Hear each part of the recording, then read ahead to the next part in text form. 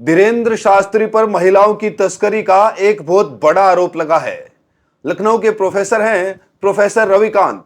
उन्होंने एक video share किया है, 2 मिनट का वीडियो है। उस वीडियो के अंदर एक एम्बुलेंस दिखाई दे रही है। उस वीडियो में 13 महिलाएं दिखाई दे रही हैं और वो महिलाएं धीरेंद्र शास्त्री के धाम की, उनके आश्रम की सेवादारों से कह रही हैं कि इन्होंने जबरन हमारे बाल पकड़ पकड़ कर एम्बुलेंस के अंदर ठूसा, हमें मारा, हमें पीटा।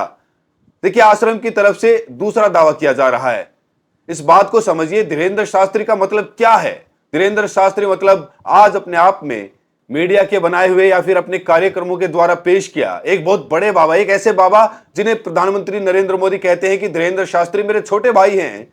अब कायदे से तो जब देश के प्रधानमंत्री किसी शख्स को अपने छोटे भाई के तौर पर ऐसे सार्वजनिक मंच से बुलाए तो किसी पुलिस की, किसी महकमे की हिम्मत हो सकती है उस आदमी पर उंगली उठा दे, उसको छू भी दे। ऐसे में फिर ये आरोप कैसे लग गए?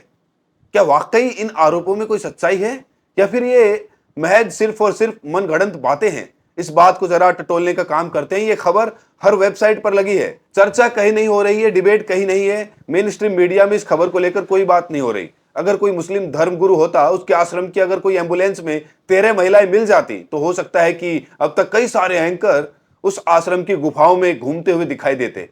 इस गुफा से बैठकर उस गुफा में प्रकट होते थे, ऐसे यहां से धर्मांतरण होता था।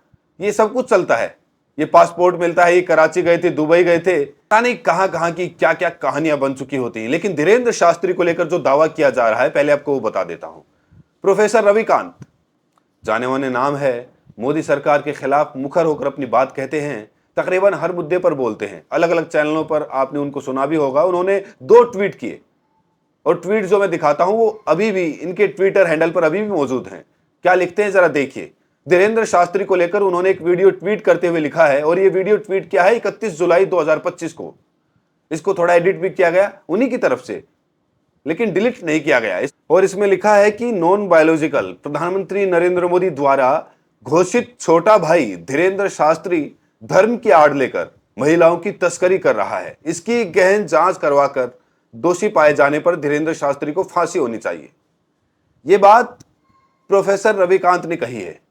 इस बात के मायने बहुत ज्यादा हो जाते हैं। ये वीडियो सबसे पहले आप देखिए, इस वीडियो को गौर से देखिए, इसमें हाव भाव देखिए, बॉडी लैंग्वेज जरूर देखिए। और इस वीडियो के अंदर 2 महिला सेवादार दिखाई दे रही है। एक महिला सेवादार जिनका नाम मिनी बताया जा रहा है, मिनी, और दूसरी एक और महिला सेवादार है। दोनों की बॉडी लैंग्वेज जरूर देखिएगा।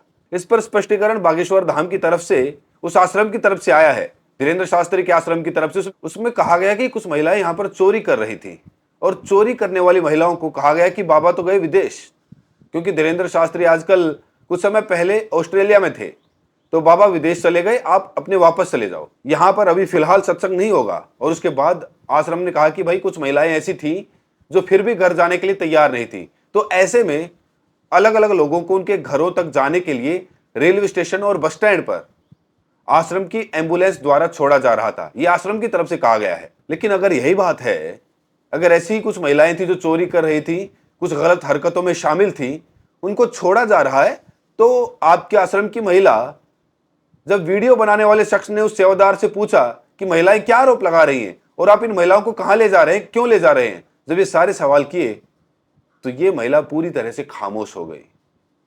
जो दूसरी सेवादार थी उसने कुछ बोलने की कोशिश भी की, कुछ जानकारी दी कि हम तो आश्रम के सेवादार हैं, लेकिन बाद में इस महिला ने दूसरी सेवादार को भी चौड़ी आंखें करके डराने की स्थिति में और हाथ ऐसे दिखाकर खामोश कर दिया, खामोश ऐसे करके। तो इस महिला की चुप्पी वो अपने आप में बहुत कुछ कहती है। और दूसरी तरफ आश्रम की तरफ से कहना कि हमारे यहां तो ऐसा कुछ है ही नहीं, कुछ चोरी हो रही थी, कुछ लोग जा नहीं रहे थे। अब इन दोनों बातों को आप अपने जहन में रखिए। और ये 2 मिनट की वीडियो है। जो महिलाएं आरोप लगा रही हैं उनको भी सुनिए, और जो महिलाएं सेवादार हैं, चुप हैं, बिल्कुल चुप हैं, खामोश हैं, उनकी बॉडी लैंग्वेज देखिए।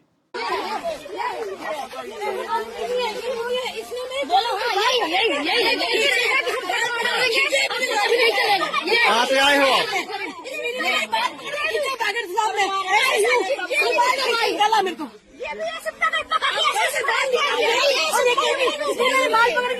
कहाँ से आए हो आप लोग? कहाँ की हो?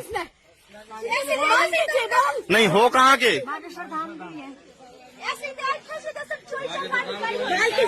अभी कहाँ जा रहे थे आप? अभी कहाँ जा रहे थे आप? मैम आपसे बात कर रहे हैं, आप अभी कहाँ जा रहे थे आप? आप खड़ा कहाँ हो गए? बागेश्वर वाले के आप कहाँ लेके जा रहे थे? अभी कहाँ जा रहे थे? मैं आपसे पूछ रहा हूँ।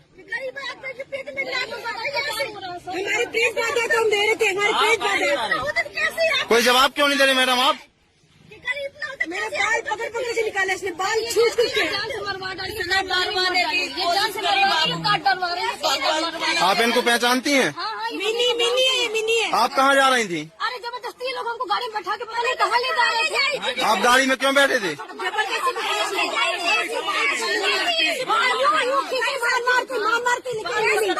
चार लोगों ने पकड़ के डाला है। मिनी ने बाल खींचे के निकाला, जहाँ पे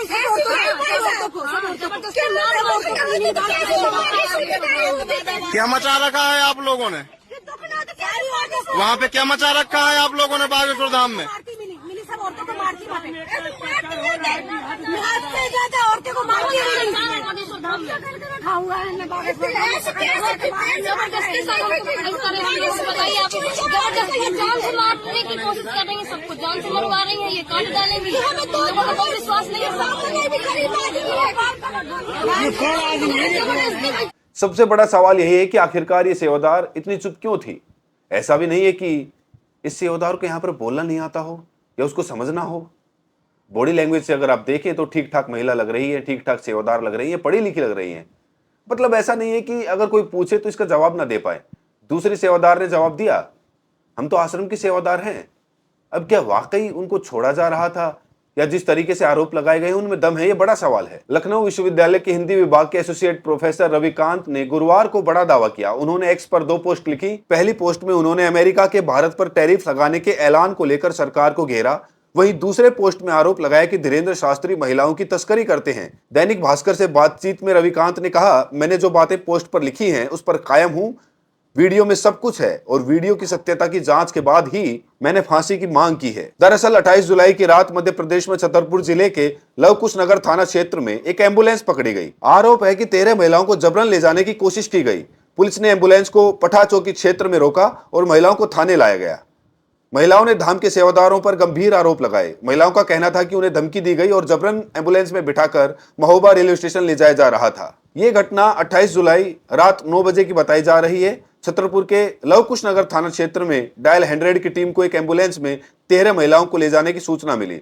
पुलिस ने पठा चौकी में एम्बुलेंस को रोका और महिलाओं को थाने ले जाया गया। इस मामले का एक वीडियो भी सामने आया है। वीडियो में एक व्यक्ति एम्बुलेंस ड्राइवर से पूछताछ कर रहा है। उसमें ड्राइवर कह रहा है कि पन्ना के सेवादार कल्लू दादा ने महिलाओं को महोबा रेलवे स्टेशन छोड़ने को कहा था। वहीं महिलाओं ने आरोप लगाया है कि बागेश्वर धाम के सेवादार मिनी ने उनके बाल पकड़कर जबरन एम्बुलेंस में बिठाया। उनको जान से मारने की धमकी दी गई। उनको नहीं पता कि ये लोग कहां जा रहे थे। महिलाओं ने बताया कि वो बागेश्वर धाम और पेशी के लिए आई हुई थी। इन महिलाओं पर बागेश्वर धाम में चोरी का भी आरोप लगाया गया।